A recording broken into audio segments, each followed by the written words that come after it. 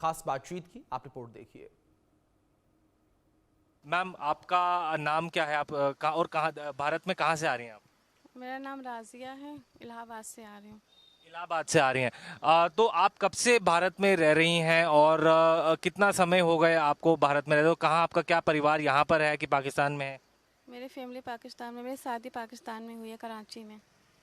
अच्छा, शादी आपकी पाकिस्तान में हुई है। तो अब आप तो यहाँ पर आपका मायका है इधर? कहाँ पर मायका है? इलाहाबाद। इलाहाबाद में। तो अभी आप अपने आप ससुराल जा रही हैं पाकिस्तान, कराची में। तो इस समय आपके मन में क्या चल रहा है? आपको पता है जो पहलगाम में जो आतंकी हमला हुआ है, इसके बाद जो तनाव है भारत पाकिस्तान में बढ़ गया है। तो इसमें इस समय क्या आपके मन में चल रहा है? तो आप आज कराची कब तक पहुंच जाएंगे, अगर आप बता पाए? अगर अंदर जाने देंगे तो पहुँच जाएंगे।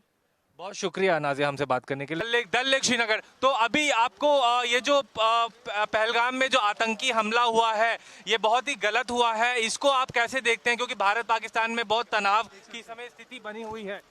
ये बहुत गलत हुआ है, मैं भी कहती हूँ, लेकिन हमने तो नहीं किया है ना। हमें तो बेकसूर है ना।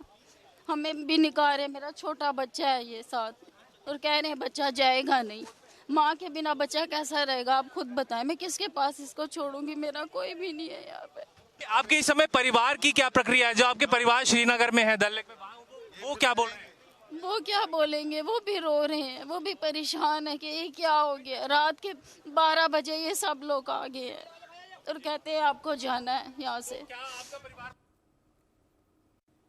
पहलगाम में हुए आतंकी हमले के बाद भारत सरकार ने पाकिस्तानियों को वापस भेजने का फैसला लिया है। सरकार के एक्शन से 2008 में पाकिस्तान से फरीदाबाद पहुंचे हिंदू परिवारों में भी डर पैदा हो गया है। हालांकि उनके पास लॉन्ग टर्म वीजा होने के चलते उन्हें वापस नहीं भेजा जाएगा, लेकिन उनकी भारत सरकार से मांग है कि उन्हें भारत की नागरिकता दी जाए। क्या कुछ कहना है, आप रिपोर्ट में देखिए।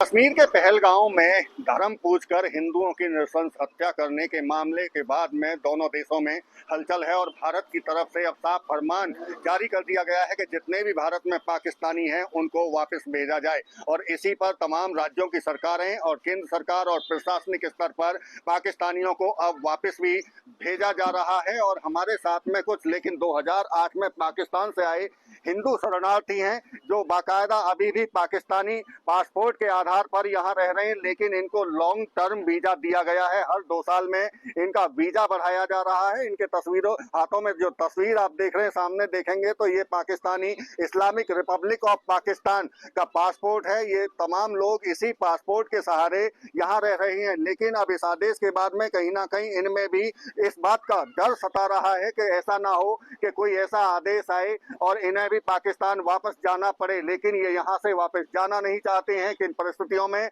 आखिर 2008 में इन्हें अपना घर पाकिस्तान में छोड़ना पड़ा और भारत में शरण लेनी पड़ी। इनसे बात कर लेते हैं। आप जैसा जिक्र कर रहे थे, 2008 में आप पूरा परिवार के साथ में भारत आए। कितने लोग भारत आए थे और किन परिस्थितियों में आए थे? क्या वजह रही जो आपको पाकिस्तान छोड़ना पड़ा?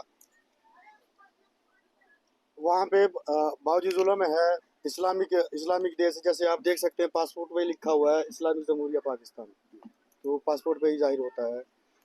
वहाँ हर प्रतिदिन 3 बच्चियाँ उठाई जाती हैं हिंदुओं की सिखों की। वहाँ जुल्म होता है, इसलिए अपना हम धर्म बचा के अपने हिंदू के देश में यहाँ भारत आए हैं, अपने बहू बेटियों की इज्जत बचाने के लिए। तो जब वहाँ उस दौर में आप रह रहे थे तो इस तरह के हालात थे कि आपको रहने में मुश्किलें हो रही थी? बहुत मुश्किलें थी बाबूजी, क्योंकि जो जब हम 2008 में आए हैं ना, तो ये नहीं कि हमने 2008 में प्लानिंग की है आने के लिए। हमने 50 साल पहले प्लानिंग की आने के लिए, लेकिन कुछ दस्तावेजों के कारण या कुछ पासपोर्ट के कारण वहाँ हम रह गए। अभी भी कुछ परिवार ऐसे हैं जो आ नहीं पाते वीज़ा के कारण, क्योंकि वीज़ा लगती है जब भी वो आ पाते हैं। अभी भी आपके परिवार में या कुछ लोग हिंदू परिवार हैं वहीं रह रहे हैं? हाँ जी, काफ़ी लोग हैं। मेरे नानके हैं, मेरे माताजी के परिवार हैं, मेरे पिताजी के परिवार हैं, काफ़ी कुछ हैं, हज़ारों की तादाद में वहाँ हैं। वो हर प्रतिदिन फ़ोन करते हैं, वो कहते रहते हैं